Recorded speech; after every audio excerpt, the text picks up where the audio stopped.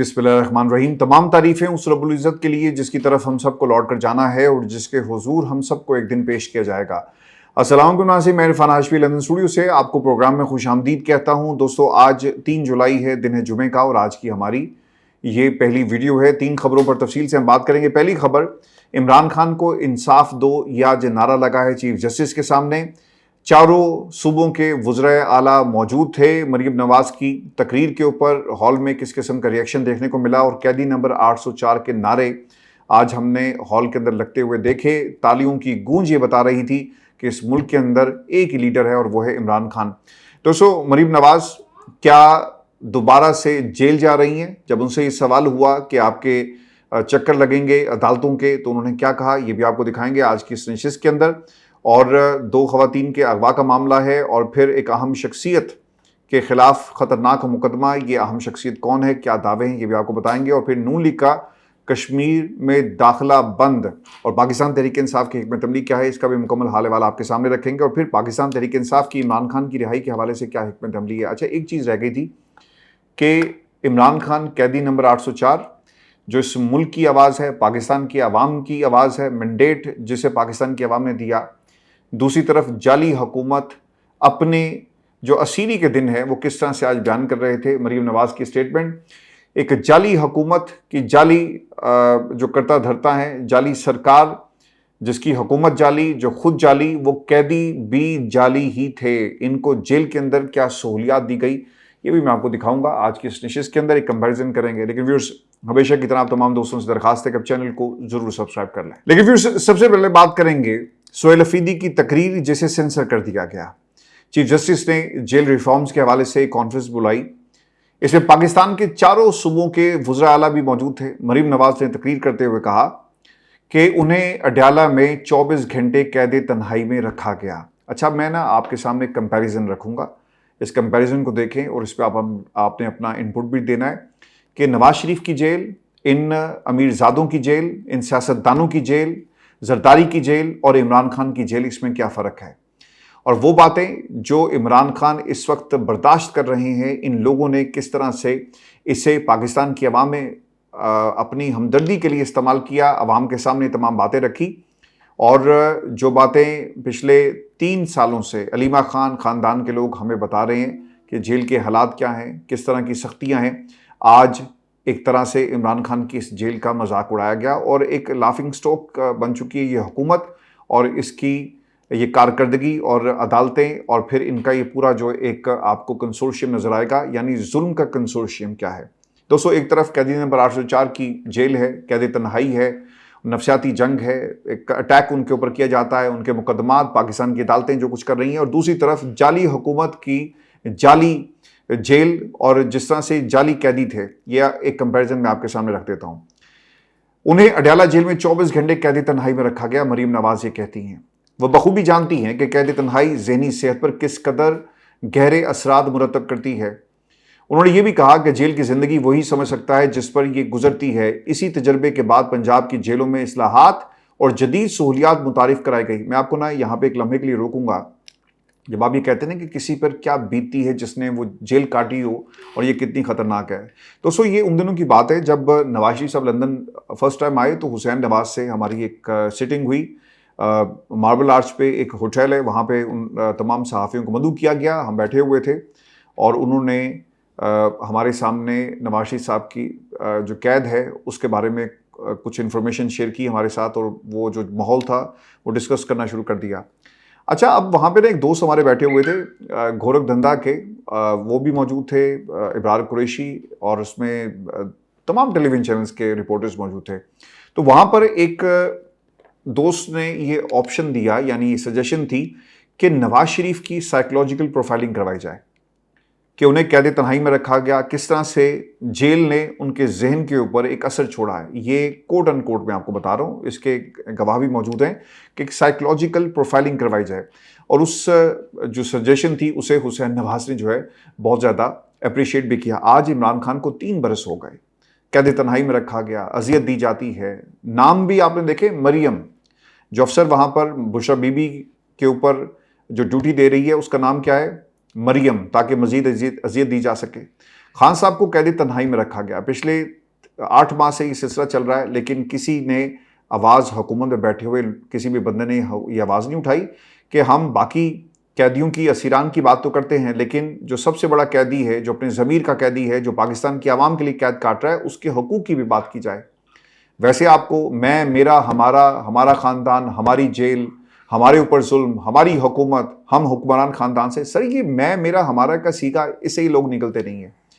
फिर उन्होंने एक और बात कही कि इसी तजर्बे के बाद पंजाब की जेलों में इस्लाहात और जदीद सहूलियात मुतारिफ कराई। अब ये जदीद सहूलियात क्या हैं? व्हाट्सएप की कॉल की इजाज़त नहीं है। जब भी जेलर जाता है कहता है कि जनाब अंग्रेज़ का बनाया हुआ कानून था और उस वक्त व्हाट्सएप नहीं था, जेल मैनुअल में लिखा नहीं हुआ कि व्हाट्सएप के ऊपर बात करवाई जाए, तो हम नहीं करवा सकते। लेकिन ये कहते हैं कि जदीद सहूलियात। मरीम नवाज ये भी कहती हैं कि वो अपने वालिद के साथ जेल में थी, जबकि इस दौरान उनकी वालदा शदीद बीमार थी, लेकिन उन्होंने वालदा से मिलने दिया क्या और ना उनके साथ बैठने की इजाज़त दी गई। ये उनके अल्फाज थे। मरीम नवाज यहाँ पे हार्ले स्ट्रीट क्लिनिक के अंदर जाती रही, सुबह वो आती थी, शाम को उनके वालिद साहब, भाई सारा दिन आपको यहाँ पे नज़र आते थे, लेकिन उन्होंने इसे अपने लिए एक पॉलिटिकल रास्ता बनाकर पाकिस्तान की सियासत के अंदर उनकी एंट्री होती है। और जिन हालात के अंदर लोगों ने एक सेंटिमेंट था ना कि देखें जी, मानो बीमार छट के लोग आ गए और for the sake of Pakistan, और ये मुल्क की खातिर सब कुर्बानियाँ दे रहे हैं और जेल जा रहे हैं। आपको याद होगा कि जुनैद सफदर ने अपनी माँ के पाँव पकड़े हुए थे और वो बिल्कुल पाँव में बैठा हुआ था मरीम नवाज के, और वो वीडियोस बाद में शेयर भी हुई, लोगों ने उसके ऊपर कमेंट भी किया। तो इन्होंने अपनी सज़ाओं को भी इस्तेमाल किया पॉलिटिकल पॉइंट स्कोरिंग के लिए। इमरान खान अपनी ज़ुबान से कुछ नहीं कहता, वो वकला को बता रहा है कि अंदर के हालात क्या हैं। इमरान खान ने कभी भी अपनी रिहाई के लिए बात नहीं की। इमरान खान ने हमेशा पाकिस्तान की जमहूरियत की रिहाई की बात की। हलीमा खान क्या कहती रही कि इमरान खान कभी भी नहीं कहेगा कि निकलो, ये आपको खुद फैसला करना पड़ेगा, जिस पे मुशावरती कमेटी बैरिस्टर गोंड ने एक बना दी है। लेकिन ये लोग क्या कर रहे हैं, हमें जेल में डाला गया, हमारी जेल ऐसी थी, हमारे हालात क्या थे। आगे ज़रा मुलाहिजा करें मजीद उन्होंने क्या कहा। जेल में उनके पास सिर्फ किताबें और जाए नमाज थी। इमरान खान को तो किताबें भी ज़ालिम तुम नहीं देते। शुगर अचानक कम हो गई तो मदद के लिए कोई नहीं आया और उनके हाथ कांप रहे थे। गुड़ वाली बोतल गिरकर टूट गई और उन्होंने ज़मीन से गुड़ उठाकर खाया, लेकिन उनकी चीखें किसी ने नहीं सुनी। ये अल्फाज उन्होंने इस्तेमाल किए। जेल में कोई प्राइवेसी नहीं थी। कमरे के एक हिस्से में वॉशरूम और दूसरे हिस्से में सोने की जगह थी, जबकि कोई पार्टीशन मौजूद नहीं थी। आप लोगों को याद नहीं है, इमरान खान को इससे पहले जिस जेल के अंदर रखा गया वहाँ पर कैमरे लगे हुए थे और उसका रुख जो है जानबूझकर अजियत पहुंचाने के लिए बाथरूम की तरफ किया गया। दीवार कोई नहीं है। एक जज गया, उसने कहा कि यार ये क्या तुमने तमाशा बनाया हुआ है, दीवार ऊंची करो, और उसके बाद दीवार की पार्टीशन की जाती है और फिर उनका हाथा भी बड़ा किया गया और ये रिपोर्ट अदालतों में जमा करवाई गई। और फिर उन्होंने ये भी कहा कि मुझे ये समझ नहीं आ रही थी कि जाए नमाज को कहाँ बिछाया जाए, और फिर ये भी एहसास हुआ कि एक बेबस कैदी क्या महसूस करता है। इसलिए पंजाब की जेलों में कैदियों के लिए मुख्तलिफ इस्लाहात, वीडियो लिंक की सहूलत और एमरजेंसी बटन समेत जदीद रिफॉर्म्स मुतारिफ करा रहे हैं। आप बुनियादी सहूलियात दे दें। वो सहूलियात क्या हैं कि मुलाकात करवाई जाए। अच्छा, एक जुमला उनका और भी था कि जनाब हमारे ऊपर जुल्म किया गया और जिन हालात में हम रहे हम बेबस थे। देखें, इमरान खान के तो हाथ पांव बांध कर आपने जेल में फेंक दिया, ऐसे ही हुआ ना। उसको अदालतें भी आप लेकर चले गए जेल के अंदर, वहीं से फैसले होते हैं ताकि इमरान खान की गुफ्तगू पर ना एक तहरीक ना चल सके। आपके लिए तो कोई नहीं आया, ना आपके लिए कोई निकला। आप एक जहाज़ लेकर पाकिस्तान में ज़रूर एंट्री हुए और कुछ लोगों ने आपको गिरफ्तार कर लिया, लेकिन लोग आपके लिए नहीं निकले। और आपका अपना जो घर का जो सरबराह है वो ये बात करता है कि मुझे कहा कि निकलो, और जब मैंने पीछे मुड़कर देखा तो कोई मौजूद नहीं था। वो गिला करता है, आज भी वो गिला कर रहा है कि क्यों नहीं निकले, मुझे क्यों निकाला और क्यों नहीं निकले, इसमें आप लोगों का कसूर है। ये तमाम नवाज शरीफ साहब के अल्फाज हैं। मरीम नवाज फिर ये भी कहती हैं कि जेल में जब भी मेरी छोटी बेटी मुलाकात के लिए आती, वो कॉन्फ्रेंस रूम से रोती हुई वहाँ से जाती है। ये बहुत मुश्किल वक्त था। देखें, बुशरा बीबी के साथ भी यही कुछ हुआ कि एक हफ्ता तक वो रोती रही। उन्होंने अभी ये रिपोर्ट किया। तो आई डोंट नो कि किस स्टेट ऑफ माइंड में ये लोग बैठे हुए हैं और ये इंतकाम लिया जा रहा है, और इंतकाम का सिलसिला दोस्तों बंद होना चाहिए। सोहेल अफरीदी साहब की जो तकरीर थी वो भी मैं आपके साथ शेयर करता हूं, क्योंकि इनकी इस तकरीर को पाकिस्तान के अंदर सेंसर कर दिया गया। सोहेल अफरीदी साहब की तकरीर मुकम्मल तौर पर सेंसर हुई और किसी ने उन्हें कोई कवरेज नहीं दी, लेकिन मरीम नवाज की तकरीर मुसलसल चल रही थी पाकिस्तान के टेलीविजन चैनल्स के ऊपर। सोहेल अफरीदी की तकरीर का एक हिस्सा सोशल मीडिया पर वायरल है, जो सामने एक शख्स ने वीडियो बनाई जो सामने बैठा हुआ था, और इसमें सोहेल अफरीदी ने कहा कि जेल इस्लाहात की शुरुआत अडयाला जेल से की जाए। ये उनका एक जुमला जो था वो उसका हाईलाइट है। मरीम नवाज़ क्या कर सकती है? अगर मरीम नवाज़ जो कह रही हैं वो सब ठीक है तो आज वो सब कुछ इमरान खान के साथ हो रहा है। मरीम नवाज़ ने कहा कि किसी भी कैदी के साथ बुरा सलूक नहीं हो रहा, हालांकि इमरान खान को 24-24 घंटे तक कैदी तन्हाई में रखा जाता है। मरीम नवाज़ ने कहा कि मेरी बेटी मुलाकात के लिए आती थी, लेकिन इमरान खान से बेटों की फ़ोन कॉल पर किसी किस्म की बात नहीं करवाई जाती, जेल बैनुल आड़े आ जाता है। अगर वो मिलने का फैसला करें तो उन्हें वीज़ा तक नहीं दिया जाता। पाकिस्तान के अंदर ये हालात हैं। हालांकि नवाज शरीफ साहब से अडयाला जेल में जुमेरात के रोज़ 60 से 70 अफराद का एक पूरे का पूरा वफ्द जो है मिला करता। एसी वाले कमरे में आज़ादाना तौर पर उनको बिठाया जाता, मुलाकात करवाई जाती। खान साहब के इर्द गिर्द तो कैमरे लगे हुए हैं, मुसलसल चूहे जो हैं वो सुन रहे हैं कि क्या हो रहा है। कोई रोक टोक नहीं थी, लेकिन नवाज शरीफ के मुकाबले में इमरान खान को हर किस्म की रोक टोक आज सामना है। तो सो आज एक और काम ये हुआ, मरीम जब वहाँ से गुजर रही थी अलॉन्ग विद अनदर मरीम, उनसे सवाल हुआ कि मरीम क्या आपको लगता है कि आपके फिर से अदालतों के चक्कर लगने वाले हैं? तो इस पर मरीम नवाज़ का आगे से जवाब आया कि लग तो रहा है। यानी अब क्या आने वाले दिनों की कोई पेशन गोई कर रही थी, प्रेडिक्शन थी कि आने वाले दिनों में हमें भी जेल की हवा खानी पड़ेगी, या हम अदालतों के चक्कर लगाएंगे या जेल के चक्कर लगाएंगे। तो एक और कंट्रोवर्सी, तालियों की कंट्रोवर्सी। लोग तो यहाँ पे अब तालियां भी गिन रहे हैं कि किसकी तकरीर पर किसने कितने लाइक्स, कितनी व्यूशिप समेटी और किसको कितनी तालियां मिली। हिना परवेज भट्ट ये लिखती हैं कि जब मुखालिफ भी आपकी तकरीर पर तालियां बजाए तो समझ लो कि आप बिल्कुल ठीक जा रहे हैं। वज़िर सोहेल अफरीदी वज़िर मरीम नवाज़ की तकरीर के अख्ताम पर तालियां बजाते हुए, और एक और वीडियो वायरल हुई। सोहेल अफरीदी ने तकरीर के अख्ताम पर जब ये कहा कि जेल इस्लाहात का आगाज़ अडयाला जेल से होना चाहिए, तो वीडियो के 9वें सेकंड पर देखा जा सकता है कि वज़ीर आला पंजाब मरीम नवाज़ भी इस बात पर तालियां बजा रही हैं। सोहेल अफरीदी के खिताब के बाद पूरे 17 सेकंड तक हॉल में तालियां बजती रही, गूंजता रहा हॉल तालियों से। और ये सिलसिला तब रुका जब स्टेज सेक्रेटरी ने तालियों की गूंज में ही अगले मुकर्रर का नाम जो है अनाउंस कर दिया। So this is Pakistan, this is democracy and this is the true brand of democracy. जो पाकिस्तान में अवाम की तर्जुमानी करता है वो डेमोक्रेसी नहीं, जिसको कंट्रोल किया जा रहा है, which is a dying breed in Pakistan. और दोस्तों आज जो कुछ हुआ ये एक आईना है आने वाले कल का, कि जो कुछ तुम आज बोल रहे हो ना, तुम्हें ये काटना पड़ेगा। मरीम नवाज की जिस तरह से सियासत में एंट्री हुई, देखें ये जो बच्चे होते हैं ना वो अपने बड़ों के बैगेज को उठाकर फिरते हैं। ऐसा ही है ना, आपकी विरासत, आपकी सियासत आपकी विरासत बन गई, आपकी मरूसियत आपकी विरासत बन गई, आपके ख़ानदान का जुल्म जो है वो आपके साथ साथ चल रहा है, जोड़ तोड़ की सियासत आपके साथ साथ चल रही है, पाकिस्तान की इस्टेब्लिशमेंट के साथ हाथ मिलाकर चलना ये आपके साथ साथ चल रहा है। और यही आपको बताया जाता है कि करप्शन होती है, अच्छी चीज़ है, होनी चाहिए। ये आपके कज़न के अल्फाज थे। और पाकिस्तान में इक़्तिदार की राहदारियों में, इक़्तिदार के रास्ते आपने किस तरह इन रास्तों को मुकम्मल किया, इन रास्तों को आप चलते चलते कंप्लीट करते हैं, आप किस तरह से इन रास्तों पे चलते हुए इक़्तिदार की कुर्सी पर बैठे, ये तमाम आपका बैगेज है। और ये बैगेज आपका पीछा नहीं छोड़ेगा, चाहे सन 2026 हो या फिर सन 2050 हो। आई डोंट नो कि इन 2050 हालात क्या होंगे और पाकिस्तान में इन ख़ानदानों की हुकूमत से हमारी आवाम की जान छूटेगी कि नहीं छूटेगी। लेकिन 2026 के अंदर जो बैगेज नवाज शरीफ साहब का है, उस बैगेज को मरीम नवाज़ उठाकर फिर रही हैं। और कमज़ोर कंधों के ऊपर इतना भरपूर किस्म का अगर दबाव पड़ेगा तो यकीनन आपके सियासी करियर और आपकी सियासी सेहत के लिए अच्छा नहीं है। और दोस्तों को खबर ये भी दें कि आज़ाद कश्मीर के इलेक्शन का बाकायदा तौर पर बाइकआउट कर दिया गया। उसकी एक बड़ी ऑब्वियस रीज़न थी कि अगर हालात ठीक नहीं है तो फिर आप हालात को ठीक करें और उसके बाद आप इलेक्शन में जाएं, क्योंकि कश्मीर की आवाम के कुछ मुतालबात हैं, जब तक ये मुतालबात पूरे नहीं होते इलेक्शन एक बहरान ज़रूर मौजूद है। बाइकआउट का ऐलान किया गया और कहा गया तहरीक इंसाफ की तरफ से कि आज़ाद कश्मीर इस वक्त शदीद बहरान से गुजर रहा है। मज़ीद सियासी अदम इस्तेहकाम की बजाय मसाइल का फौरी और मुनसिफाना हल जो है वो निकालना ज़रूरी होगा। तहरीक इंसाफ के मुताबिक वो कश्मीरी आवाम के हकूक़ पर सियासत नहीं करेगी और जॉइंट अवामी एक्शन कमेटी के मुतालबात फौरी तौर पर हल किए जाएँ। पार्टी ने इंतखाबी शेड्यूल पर नज़रसानी, तमाम सियासी जमातों के लिए मसावी इंतखाबी माहौल की फरहमी और सियासी कारकुनों के खिलाफ कार्रवाइयाँ बंद करने का मुतालबा करते हुए ऐलान किया कि आज़ाद और मुनसिफाना इंतखाबात तक वो इंतखाबी अमल में शरीक नहीं होगी।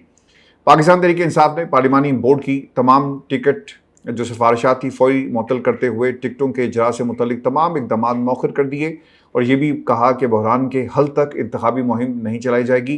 पार्टी के मुताबिक वो कश्मीरी अवाम के जमहूरी हकूक़ की हमायत जारी रखेगी, चूँकि इंतखाबात से ज़्यादा कश्मीरी अवाम के मसाइल अहम हैं और वो जमहूरी अक़दार और अवामी हकूक़ के साथ खड़ी है। देखें, अगर आप इलेक्शन करवा भी दें तो जिस अंदाज से इस्तेकाम पाकिस्तान पार्टी को इन किया गया और लोग वहाँ पर जिनको पहले पीटीआई में, फिर आप पीपल्स पार्टी में देख रहे थे और अब इस्तेकाम पाकिस्तान पार्टी के अंदर चले गए, तो उनका जो एजेंडा है वो बड़ा वाज़ेह है कि किन लोगों को आपने इक़्तिदार देना है। गिलगित बल्तिस्तान वाली सिचुएशन हमें यहाँ पे भी नजर आएगी। दोस्तों, पाकिस्तान तहरीक इंसाफ के रहनुमाओं के मुताबिक किसी तरह पाकिस्तान तहरीक इंसाफ को दीवार के साथ लगा दिया गया, तो आप हमसे क्या उम्मीद करते हैं? हम फिर भी इलेक्शन में जाके इसे जायज़ करें।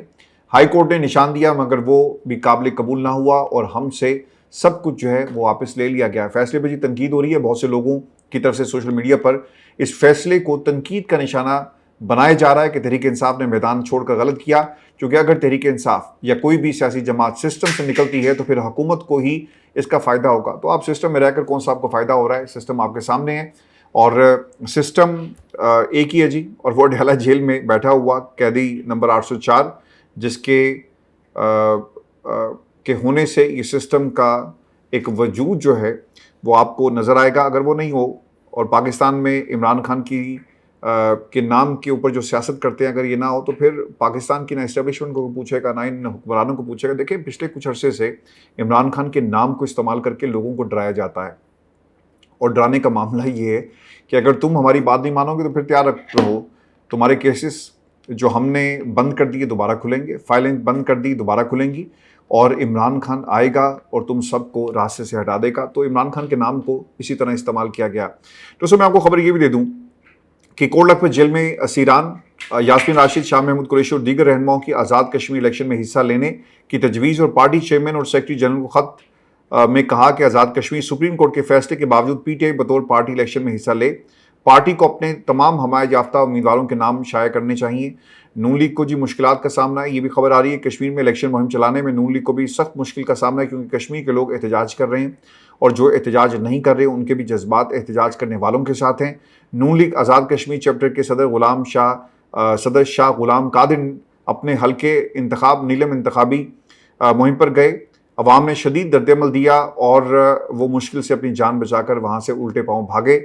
यही हाल हर हल्के का आपको मिलेगा। देखिए, अगर इलेक्शन इसी माहौल के अंदर हुए तो मखसूस लोगों को एक थोड़े से टर्न आउट के साथ जितवा दिया जाएगा और कहेंगे कि देखें, लोगों की बड़ी तादाद तो नहीं निकली, लेकिन इतने लोगों ने फलां बंदे को मुंतखब किया और इस तरह से क्या होगा, आप अपनी मर्ज़ी की हुकूमत लेकर आएंगे। ज़रूरी नहीं कि जितने हल्के के अंदर वोटर हैं वो सारे के सारे वोट डालें, सिर्फ उतने ही वोट आपको चाहिए होंगे जिससे आप हुकूमत बना सकें और ये काम होगा। एक और जो चीज़ बड़ी इंपॉर्टेंट थी, जनाजों में शिरकत नहीं हो पा रही। बाग में मुस्लिम नून के रहनुमा मुश्ताक मिनहास को साबिक असिस्टेंट एडवोकेट जनरल सरदार मकसूद अहमद शमसी के जनाजे में शिरकत से रोक दिए जाने का दावा भी किया गया है और लोगों के रद्दअमल पर बगैर जनाजा पढ़े वो वापस वहाँ से रवाना हो गए। तो ये एक सिचुएशन है विदन कश्मीर और ऑब्वियसली अब हुकूमत को देखना होगा कि वो इस पूरी सिचुएशन से कैसे निपटते हैं। दोस्तों, मैं आपको एक खबर ये भी दे दूँ और ये खबर इस्लामाबाद से है जी, जहाँ पर बताया जाता है कि एक शख्सियत जिनका नाम रज़ा डार है, रज़ा डार ने हॉलैंड और वेनेजुएला की ख़वातीन को पाकिस्तान बुलाया। यहाँ लाहौर में ख़वातीन के साथ ज़्यादती होती है और फिर $15 लाख तावान उनसे मांगा गया। हॉलैंड वाली खातून के वालिद ने 15 पर कॉल की, ख़वातीन को बाज़ियाब करवाया गया, मुकदमा दर्ज हो गया, 5 में से 4 मुलज़िम गिरफ्तार कर लिए गए।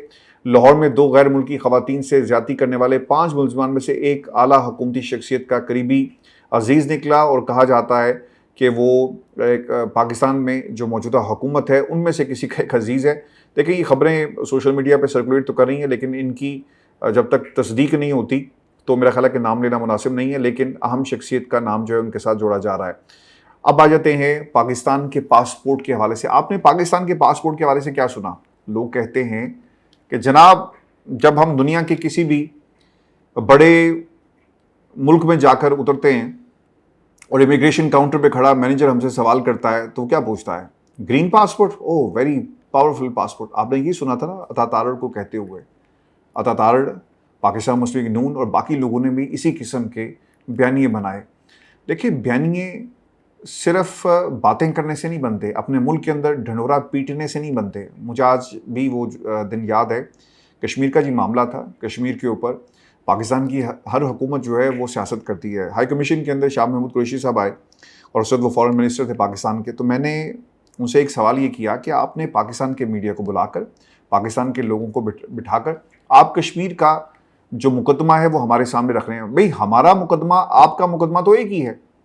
जब तक आप इंटरनेशनल मीडिया को नहीं बुलाएंगे, पाकिस्तान का मुकदमा आलमी सतह पर नहीं उठाया जा सकता। मेरी जो बात थी उनको ऑब्वियसली उस वक्त तो उनको थोड़ी सी तकलीफ हुई, लेकिन बाद में उन्होंने इसका इतराफ़ भी किया अपनी उसी प्रेस कॉन्फ्रेंस के अंदर कि हमें इंटरनेशनल मीडिया को बुलाना चाहिए था और हमें कश्मीर के मामले को इंटरनेशनल मीडिया पे रखना चाहिए। तो उन्होंने अपनी उस गलती को सुधारा। ये बात मैं आपको क्यों सुना रहा हूँ, इसलिए कि बातें करने से घर में बैठकर अपने मीडिया के ऊपर अपने लोगों को दबाकर, जहां पर आप चार दीवारी के तकद्दुस को पामाल करते हैं, वहीं पे आप अपनी चार दीवारी में बैठकर पाकिस्तान के पासपोर्ट की तारीफें कर रहे हैं।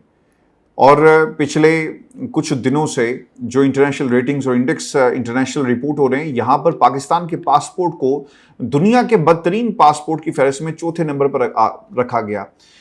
हेनले पासपोर्ट इंडेक्स की जानिब से जारी ताज़ा तरीन आलमी रैंकिंग के मुताबिक पाकिस्तानी पासपोर्ट की आलमी रैंकिंग 100 है। पाकिस्तान से बदतर पासपोर्ट के हामिल सिर्फ 3 ममालिक हैं जो जंग से तबाह हाल हुए, इराक, शाम और अफगानिस्तान। बाकी सारी दुनिया के पासपोर्ट पाकिस्तान से बेहतर करार दिए गए। जिन ममालिक के पासपोर्ट पाकिस्तान से बेहतर करार दिए गए, इनमें कई जंगज़दा ममालिक शामिल हैं। हेनले पासपोर्ट इंडेक्स के मुताबिक पाकिस्तान से बेहतर पासपोर्ट रखने वाले ममालिक में शामिल चंद ममालिक के नाम और उनकी रैंकिंग मैं आपके साथ शेयर कर देता हूँ। यमन की रैंकिंग है जी 99, सोमालिया 98 नंबर के ऊपर आपको मिलेगा, बांग्लादेश की रैंकिंग है 96, ईरान 95, हालांकि इनकी जंग हो रही है।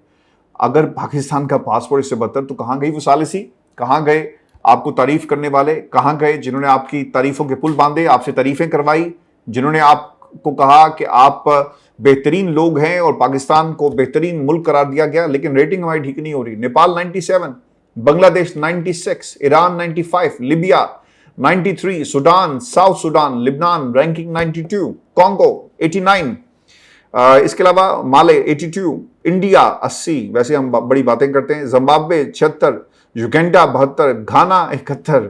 ये हमारे मुल्क के हालात हैं और हम कह रहे हैं कि जनाब पाकिस्तान तरक्की कर रहा है। सर, हमारी ख्वाहिश है कि हम दुनिया को दिखाएं, दुनिया को बताएं कि हम कहाँ स्टैंड करते हैं as a nation, as a economy, as a world leader, लेकिन हम कहीं स्टैंड नहीं करते। अनफॉर्चुनेटली ये एक वो हकीकत है जो पाकिस्तान का मीडिया आपको कभी भी नहीं दिखाता। आपने ना वो एक टोला रखा हुआ है, तारड़ साहब, कुछ ज़हीन लोगों को रखें जो आपके बयानी को बना सकें। सिर्फ एक जुमला कहने से दुनिया के हालात नहीं बदलेंगे, ना ही आपके हालात बदलेंगे, कुछ करके दिखाना होगा। देखिए, कोई पासपोर्ट जो है ना, आपकी फॉरेन डायरेक्ट इन्वेस्टमेंट क्यों नहीं आ रही, उसका इससे बहुत गहरा ताल्लुक है। लोगों को एतमाद ही नहीं है कि यार यहाँ पे आपके साथ धोखा होगा, लोकल जो आपका ठेकेदार है वो धोखा करेगा, कंपनीज धोखा करेंगी, तो आप कहाँ जाएंगे। अदालती निज़ाम तो मुकम्मल तौर पर कॉम्प्रोमाइज़ हो गया। ये जो वन विंडो ऑपरेशन की बात करते हैं ना, कि तमाम फॉरेन इन्वेस्टर्स को एक ही छत के नीचे एक ही विंडो में तमाम सहूलियात दी जाएंगी, वो मिलती नहीं है। चाइनीज़ कंपनीज एक टाइम में आई, उनके साथ धोखे हो गए। यहाँ पे केसेस जब अदालतों में जाते हैं तो टाइम लगता है, तो फॉरेन इन्वेस्टमेंट कभी भी नहीं आएगी। हालात ठीक नहीं है, इंजीनियर्स, उनको लॉ एंड ऑर्डर की सिचुएशन का सामना करना पड़ रहा है, इन्वेस्टमेंट डूब जाती है, लोगों को रिटर्न नहीं मिलता, पॉलिटिकल मैन्यूवरिंग, पॉलिटिकल जो सेटअप है वो हर चीज़ को खा जाता है। तो इन्वेस्टमेंट उस वक्त आएगी, पासपोर्ट उस वक्त मजबूत होगा जब इन्वेस्टमेंट आएगी, लोगों को इत्मीनान होगा, पाकिस्तान में लोग आएंगे और तरक्की आपको होती हुई नजर आएगी। ये सिर्फ बातें करने से पाकिस्तान का पासपोर्ट जो है वो ठीक नहीं होगा।